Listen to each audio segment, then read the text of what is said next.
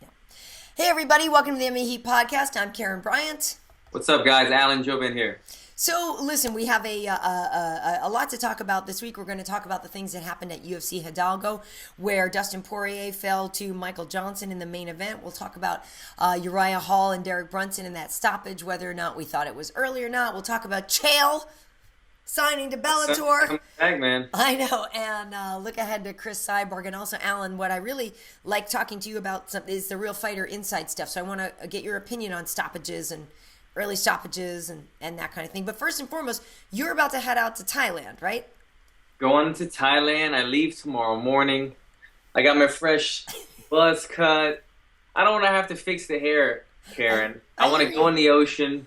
I don't want to have to shake my hair off when I come out real slow. Right.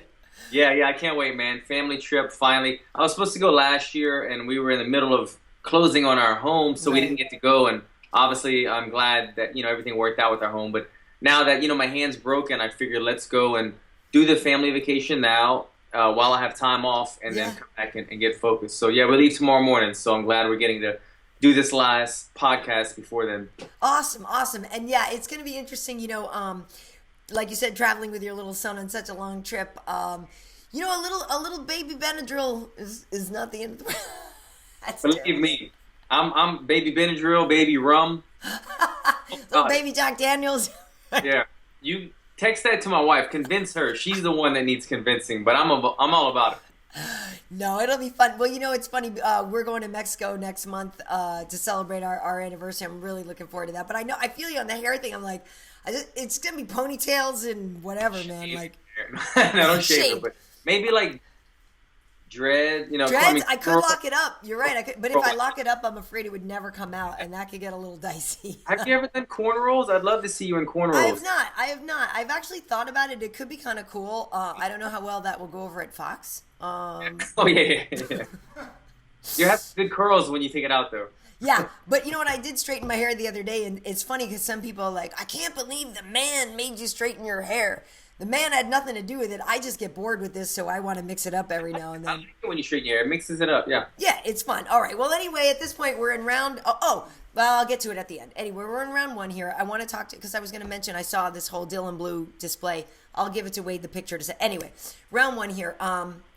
Last night at UFC Hidalgo in the main event, Dustin Poirier, who was on a 4-fight win streak since moving back up to lightweight, had 3 knockouts out of those, took on Michael Johnson from the Black Zillions. Michael Johnson went in there and just blasted him. For as long as it lasted, I thought it was a pretty cool fight. But Michael Johnson went in there and knocked Dustin out. I'm curious for you, Alan. I know you're a Lafayette boy. I have a feeling you were pulling for Dustin, but were you expecting that fight? I wasn't expecting that. I was pulling for him, obviously, because of the Louisiana roots. Yeah. Johnson, I honestly I actually had Dustin Poirier kind of in the advantage as far as power. Mm-hmm. Even though Johnson has knockouts, he just doesn't seem like a knockout puncher to me. Agreed. The way, like physically, the way that he throws a punch, he doesn't have a typical knockout type punch. He kind of bends his arm in a different way, but he still gets the job done. Yeah. And he's knocked out numerous opponents, and I slept on him on that one. I thought, you know what? Johnson, you could see the stare down, too, at the weigh-ins. Mm-hmm. They were getting a little heated. Dustin Poirier more so than Johnson. But you can see the reach advantage. Johnson seemed to have, I don't remember what the stats were, but Johnson just physically had a much longer-looking reach when they stood shoulder to shoulder. Yeah. And I thought, okay, Johnson's going to have the reach, and he likes to stay real moving around about. But Poirier is going to have the precision and power, and I think that's going to make the impact in the fight. Boy, was I wrong.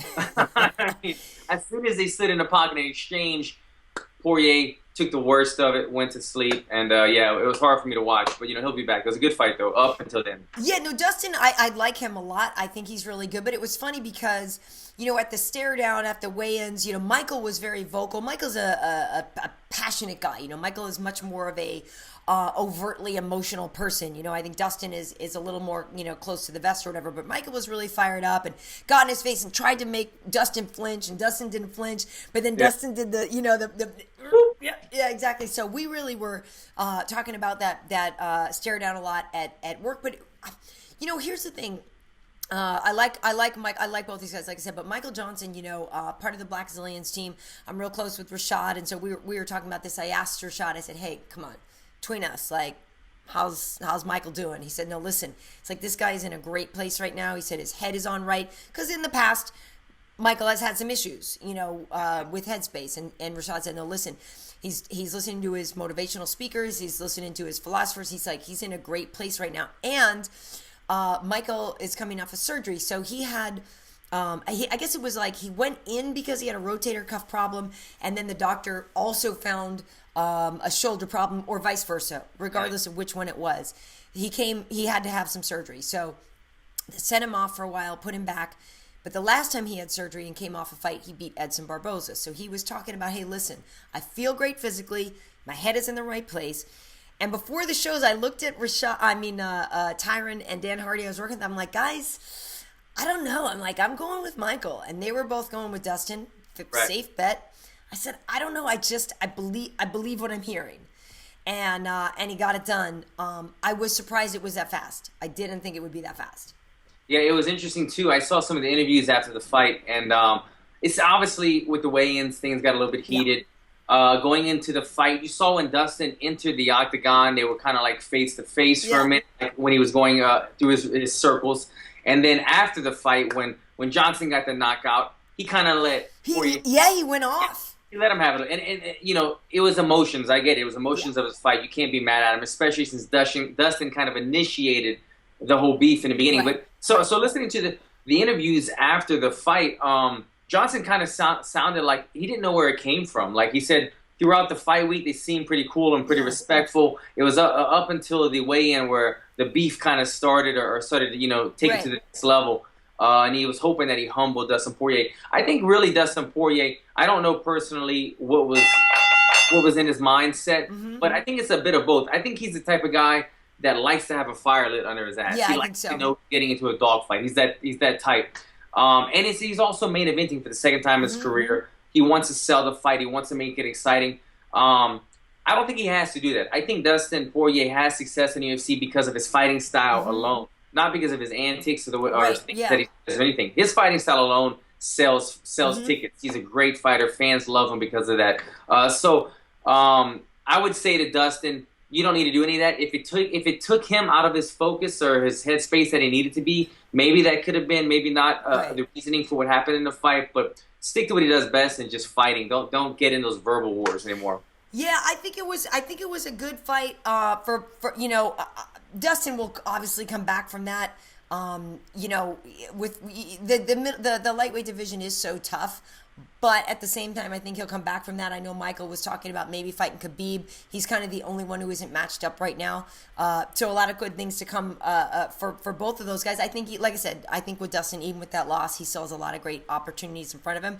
As we get into round 2 here, I want to talk about the co-main event because this one, not only was it important, the middleweight division is funny because at the top of the division, obviously we have Michael Bisping and he's taking on Dan Henderson, who actually is ranked number 12. And if we're being honest, it's not really the title defense that Michael should have. But when you think about the context of his loss to Dan, what that means and everything, it makes sense. And with Dan being at the end of his career, it's really basically the last best chance to avenge that loss. And it means a lot. Yeah. Even though it may not be the right guy. But, you have Jacare is going to fight Luke Rockhold. Chris Weidman is going to fight Yoel Romero. Vitor Belfort is going to fight Gegard Mousasi. And so you have these guys now, everybody matched up. So the Brunson Hall matchup was really important because they were ranked number 9 and number 8. Or number 10 and number 9, rather. So going into this one, I actually thought Uriah was going to get the win in this one. Not because Derek isn't good, because Derek's aggressive and he has a wrestling skill set and he's had a lot of knockouts lately. I just thought maybe Uriah was going to find the timing, find the time to land something perfect, but he didn't, and Derek Brunson got the win. I'm not sure if you expected that. I don't remember making a call in this fight, so since I don't remember, I'm just going to say that I picked Derek Brunson from the beginning.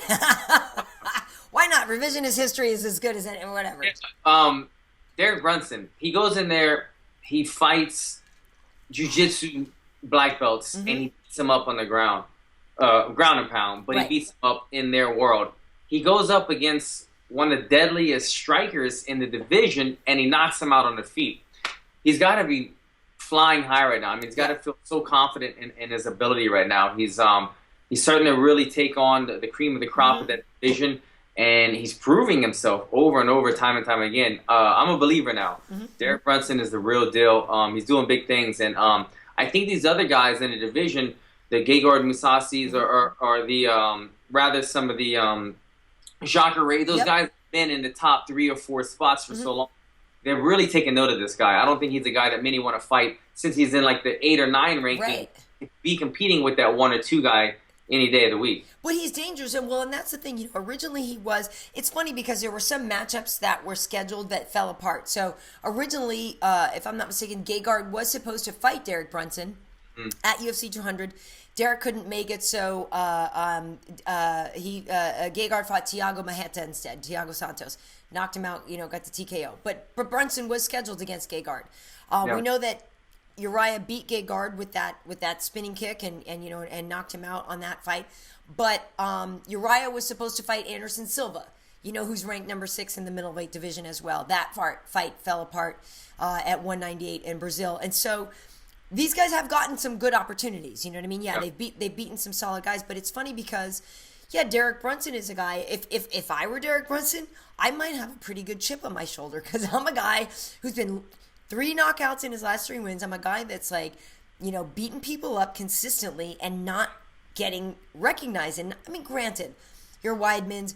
Belfort is a legend. You know, however people feel about him, he's a legend. Anderson, a legend, you know, and when you have guys like Jacare, Romero, Chris Weidman, Luke Rockhold, these guys that are winning fights in exciting ways, it's not surprising they're stealing the focus. But if I'm Derek Brunson, I might have a little bit of a chip on my shoulder. So it'll be interesting to see who he gets next. There's a lot of opportunities there, you know what I mean, for the winners of those fights. And even if he were to take a loser of Luke Jacare or a loser of Weidman Romero, that's a great fight for him. Still a feather in his cap. Totally. I didn't see the post-fight interview with him, so I don't know if he called out anyone or if he I don't think so. I think he was saying whoever give me, I'll take it. He seems like a really respectful guy, an easygoing guy, a very likable guy. If he doesn't get one of these matchups, like you said, even a loser, if it's a feather in his cap. They're ranked higher, exactly. I mean, for anybody, right? Those are names. I think he should be more vocal about it because he's got all the ability in the world. He's showing it now. He could be a contender in that division. It's just up to him to push it, I guess, you know. But he needs to get on Joe Silva. Well, for the limited time. While he can, right? Exactly. While he's there, exactly. Yeah, no, I agree, and I actually was disappointed that we never did see Uriah versus Anderson because with both of those guys being so gifted at what they do, I really, that was one that I was like, oh man. Would have been a fun fight, but let me say this, and I'm a fan of Uriah Hall. Yeah. I feel like Uriah Hall sometimes gets very, we've spoke about this before, like where it's too much respect in the octagon, you know, where you're touching gloves, you land a kick, and you're like, oh, nice kick. I feel like he would have done that against Anderson because Anderson's such a legend. I know Uriah has to look up to him in some way. And I feel like that fight, it could have gotten a little too friendly. I don't know. But I don't know. I'm gonna go the opposite way here between rounds because if you saw any of the things that Uriah did with the media before this fight, Uriah was like, he literally walked up to the media after his workout and he was like, listen, I ain't having any of your dumb questions. I don't have time for any of the I think if anything, at this point, Uriah is fed up with people saying he doesn't pull the trigger, he's too whatever. Like at this point, I think he's actually clicked over into F you for doubting me, which I sort of like. With that said, though, I know if Anderson was standing across the cage, it might have been a different story because even DC, the champion, the light heavyweight champion, even at UFC 200, he told us afterwards in full confidence, he was like, yeah. It's like, I looked up and I was like, holy, it's Anderson Silva standing there. So I do think, I agree with you that Anderson has that aura and that, that you go, so Uriah may have actually felt that. It was 420. In round 3 here, It's Sunday, folks. Hey, we're doing this on a Sunday this time. But I want to ask you, I want to keep talking about this Brunson Hall fight because a lot of people questioning that stoppage. What's your take? Here's the thing. I was able to watch it at the show that I was cornering. I went home and watched it again. As a fighter, is it an early stoppage? In my opinion, I always want the benefit of the doubt as a fighter. Give me a second chance. Yes, this is a sport that we do. We get punched in the face, and sometimes it jogs our circuits for a second, but we recover. That's what we do. We always keep fighting. Right. So I understand if he was upset about that. Looking at it from a referee's perspective is what you have to do. You have to give him the benefit of the doubt. Big John McCartney was on Inside MMA recently, and he did a great breakdown of, like, I think he called it, the 5 stages of a knockdown.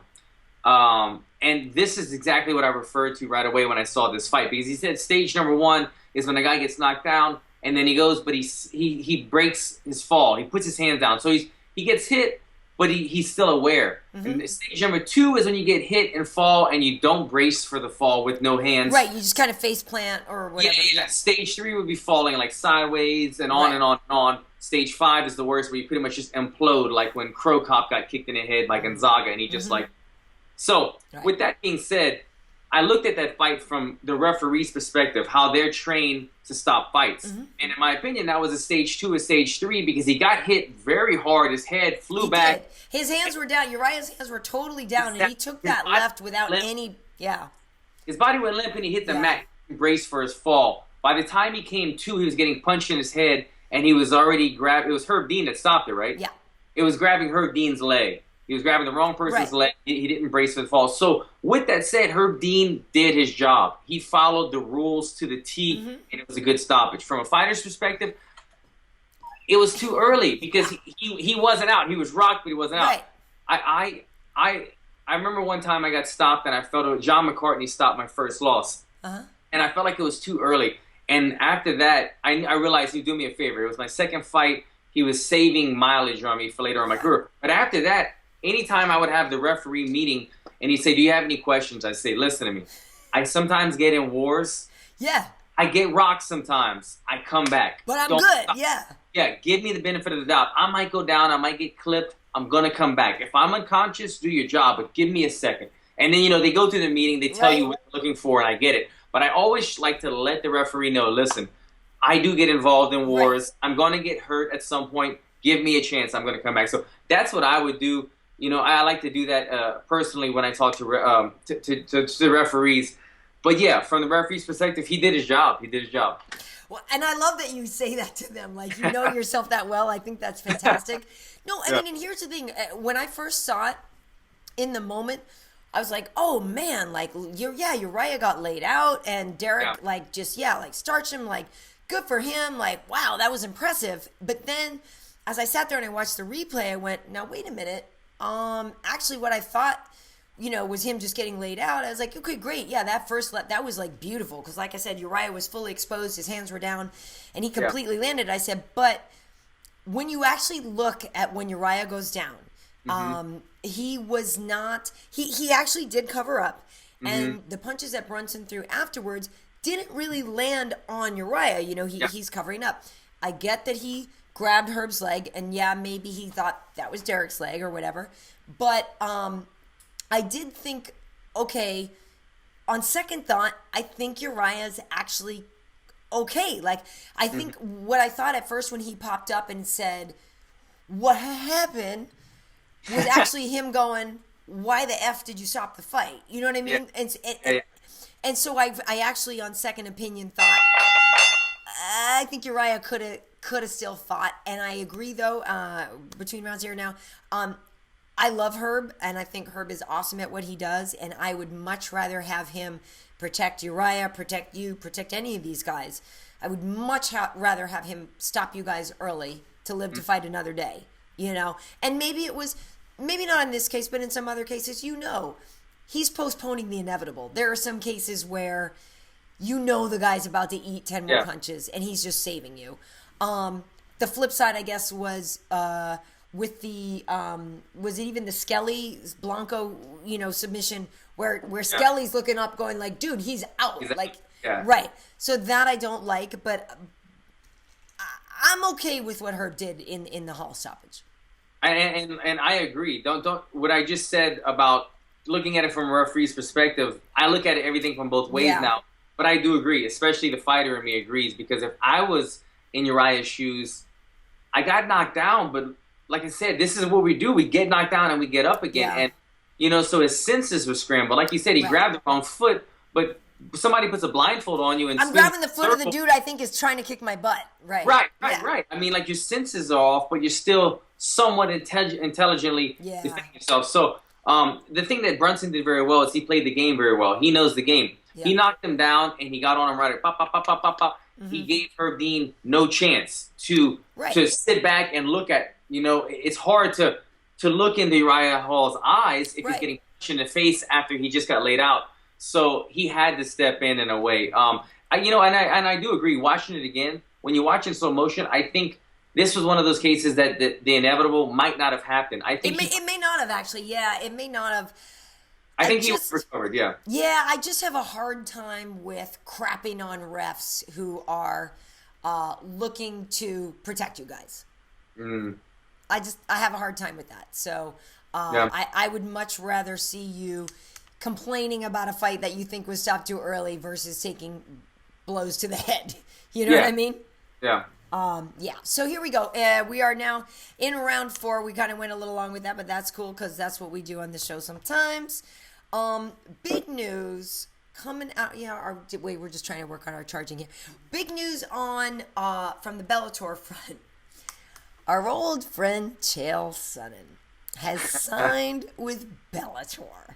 And I would love to know what you think of this about 2 things. Not only just Chael coming back to fighting, but Chael coming back to fighting for Bellator. What's your take? Well, I think Chael coming back is great. He's great for the sport.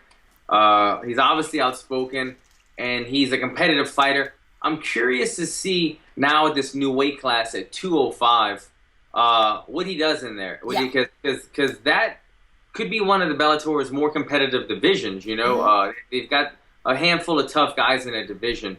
So, Phil Davis, King Mo. Yes. Isn't Tito. even... there's a Tito. Tito. You said a Tito. So, that's interesting, throwing him in that lineup right there.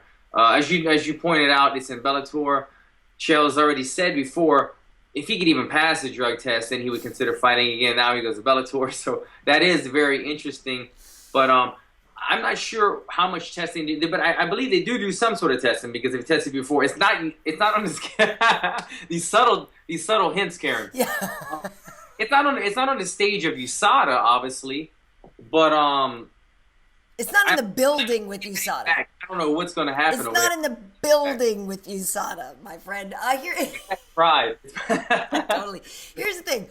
I personally love Chael. You know, I used to work with Chael over at Fox. I adore him. Like, he was so much fun to work with. I know I've said this before. Like, the wonderful thing about Chael is, you know, we're making live TV, and I would look at him sometimes, and we'd be talking, and I would look at him, and I can see the joyful crazy in his eye. Do you know what I mean? And it was so fun because you worked without a net with him, and it was always an adventure.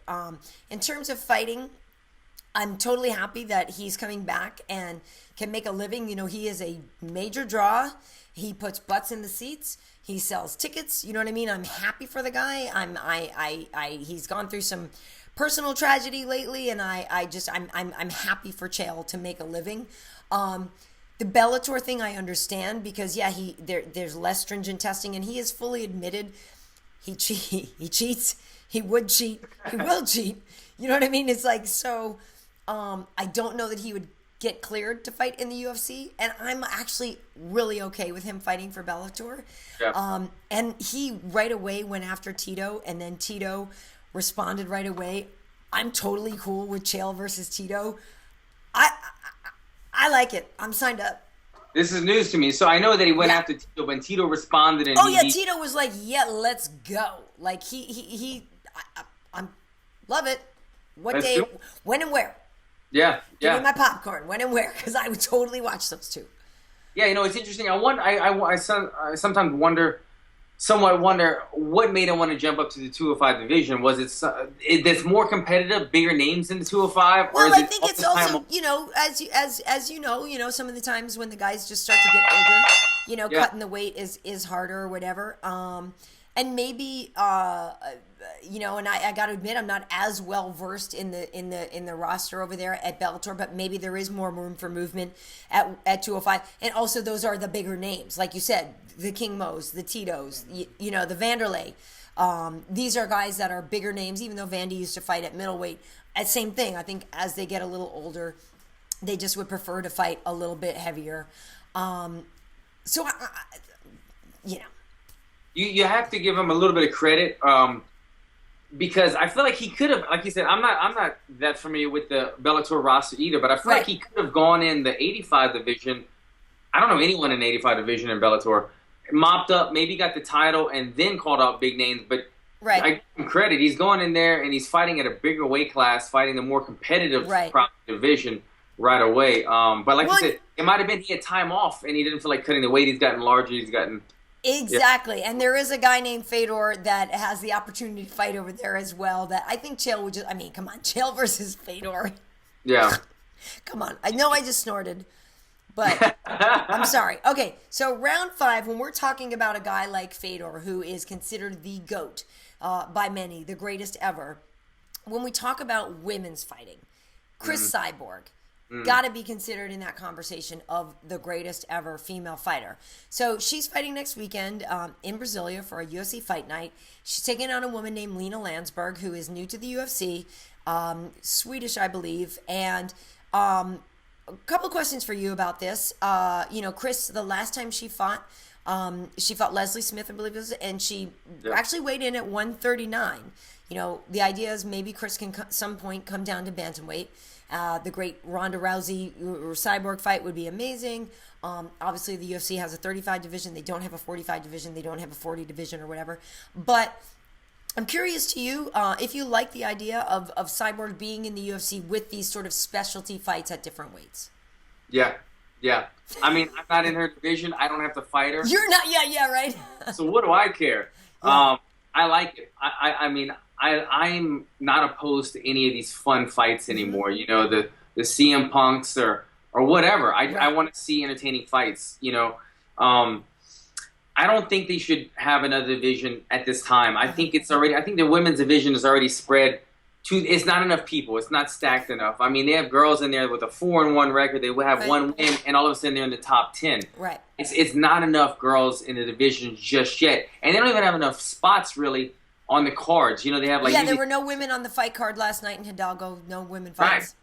Right. And so where I don't see a 45 division being that stacked. They would only have a handful of competitors in it right now.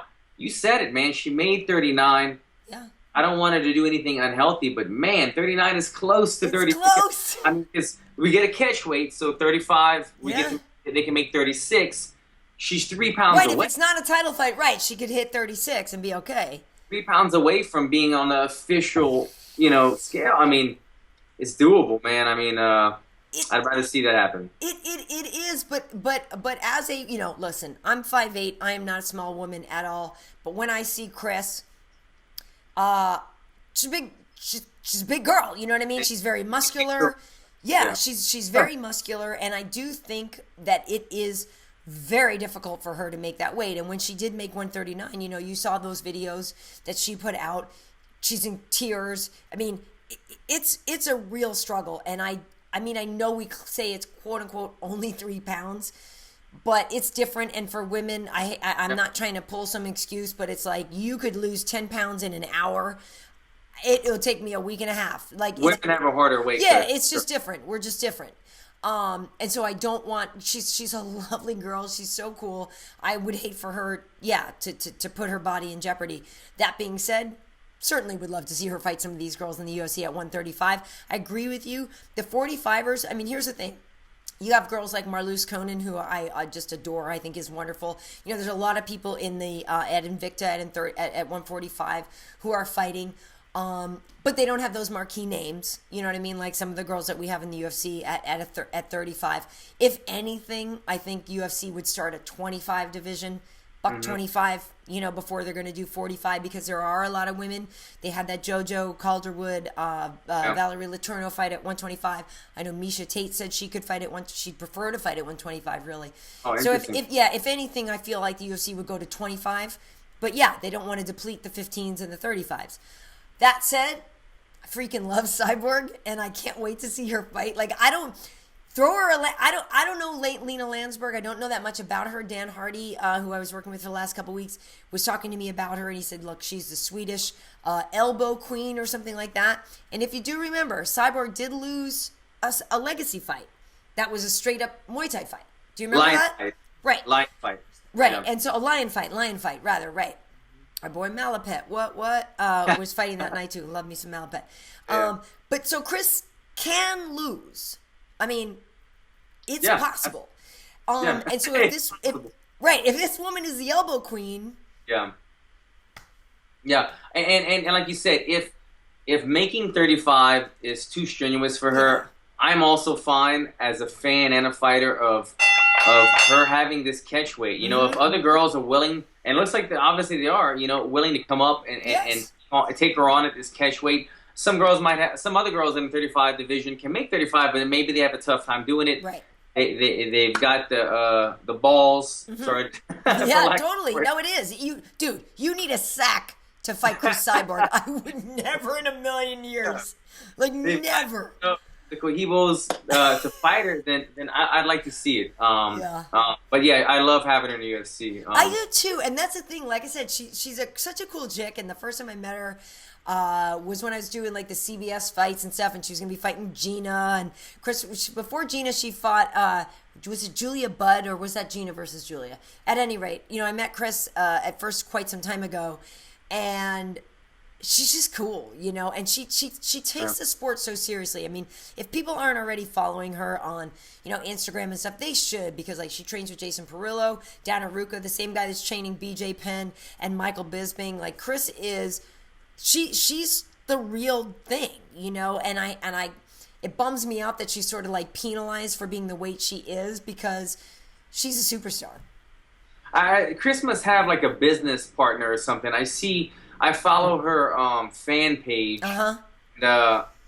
You know, she's posting constantly. Like, it's not personal stuff. Yeah, no, that's different. Yeah. Yeah. So she's doing that a lot. I see her and Uriah Faber post the same stuff. Yeah. That's a little different, but a lot of upcoming news and stuff, because she, like you said, she's got that marquee name. People follow her. Badass.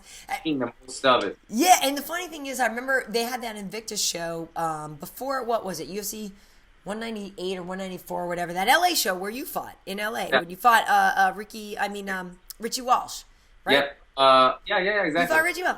I remember. You sat front row at the press conference. I totally did.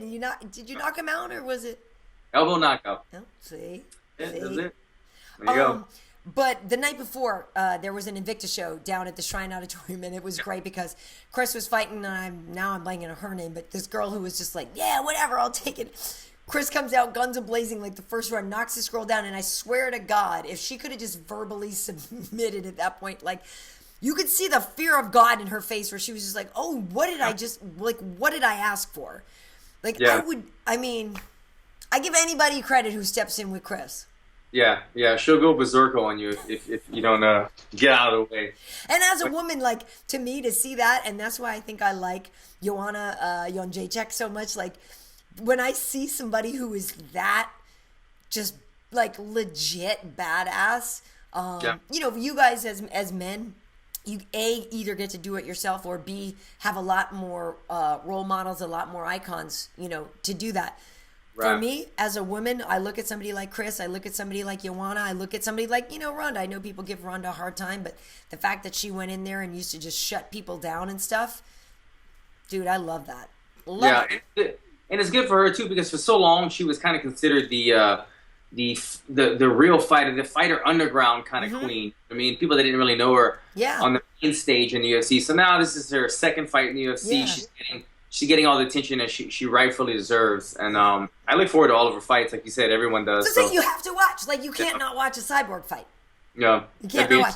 Hey, so listen, so I know you're about to go, and as I mentioned, I was going to text you the picture the other day. I still need to do it.